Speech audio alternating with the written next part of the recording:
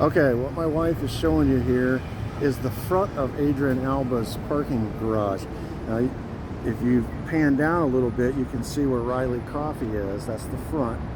We've already shown that. This is the front of Adrian's garage. I showed you the back. So what Oswald would do is leave out the back of Riley, enter the back of Adrian's parking garage, sit down, read some magazines, hang out with his intelligence contacts, whatever, and then come out the front of that building. So he's really not walking around in public view. He's been inside a building this whole time. Cross the street and come over to where we're standing, and then he's going to, this is what he does every day. And then he's going to,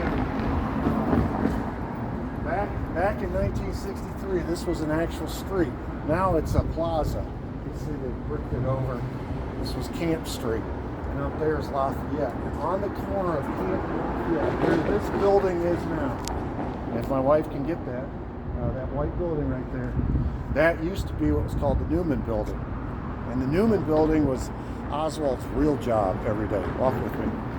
So we've covered so far what Oswald's fake job, or his cover job.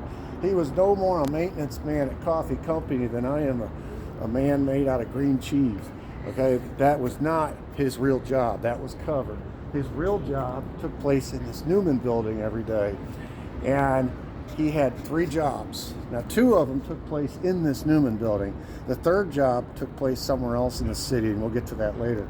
But the Newman building had 2 addresses. Walk with me. So it had an entrance that faced out on that street, which is Lafayette, and it had an entrance that faced out on this street, which used to be Camp. It is Camp on the other side. It's just been bricked off and made into a plaza here. And so it had 2 entrances. The front entrance, which was Camp, was where Oswald would go in, and that he operated a Fair Play for Cuba committee office out of the front of that Newman building. That's pro-Castro, okay? Fair Play for Cuba. He passed out leaflets. He did all kinds of things around the city very publicly, posing as a pro-Castro agitator. On the side of that building was Lafayette Street, and that was the entrance that was owned by Guy Bannister. Guy Bannister was the anti-Castro part of Operation Mongoose, affiliated with the CIA. He was former FBI. This is where Clay Shaw operated and paid for a lot of the operations that were taking place in the Newman building. This is where David Ferry worked, and Lee Harvey Oswald's right there in the mix in the middle of them. So there's all sorts of stories of David Ferry and these anti-Castro refugees and folks that were trying to overthrow Castro. They'd pull their Jeeps and their trucks right up to the side entrance of Lafayette and unload weapons and bring them into the Newman building, and on their way, these weapons. The Newman building served as a way station and running guns between Dallas, New Orleans, and Miami. And so the Newman building housed a lot of these weapons on their way to Miami from Dallas. And they would just offload them right there in full view of, if you could pan your camera around, this was, today it's a courthouse. Back then, this was the FBI building in New Orleans.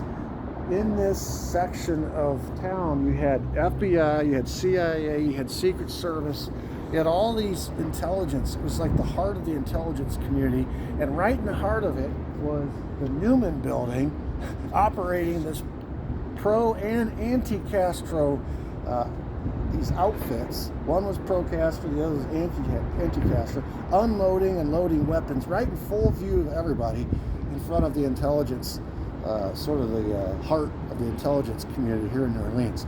This is part of the anecdotal proof that this was this Newman building and Operation Mongoose was part of an intelligence operation to overthrow Castro.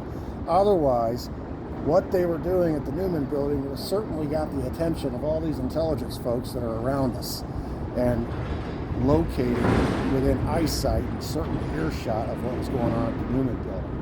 So that was job number 1, was for him to work for Guy Bannister, who was his handler, his CIA handler here in New Orleans, doing whatever jobs needed to be done that day for Operation Mongoose. Sometimes Oswald was out at Lake Pontchartrain. We crossed Lake Pontchartrain this morning coming in. It's a huge lake, huge body of water. There were camps on both ends of the lake where they trained a lot of these anti-Castroite refugees. He was involved in that training. He was involved in the gun running. He was involved in all things Operation Mongoose when he worked in the Lafayette side of the building. When he worked in the Camp Street side of the building, he was posing as a pro-Castro agitator, going around the city in very public places, handing out pro-Castro leaflets. You say, well, why would he be doing two things simultaneously? This was the beginning of the setup, creating a patsy. The plan was originally to assassinate Castro. To assassinate Castro, you need a patsy just as much as if you're going to assassinate JFK. And what you need is somebody who appears to be anti-Castro and flipped, the switch went off in his head and eventually he killed Castro. So he is being set up originally to be the patsy in the assassination of Fidel Castro. The pro-Castro part of it is a simultaneous setup so that if the target is changed from Fidel Castro to JFK, now you need somebody who's pro-Castro to kill JFK or to blame it on. So he is simultaneously being sheep-dipped by the intelligence community to be the patsy, whether or not the target is Fidel Castro or JFK. Either way, it's going to work, because there is going to be plenty of public evidence that he's pro-Castro. We'll show you some of that later. And there's going to be plenty of public evidence that he's anti-Castro. So you just select which one you need, depending on who the target is, and you set your patsy up accordingly.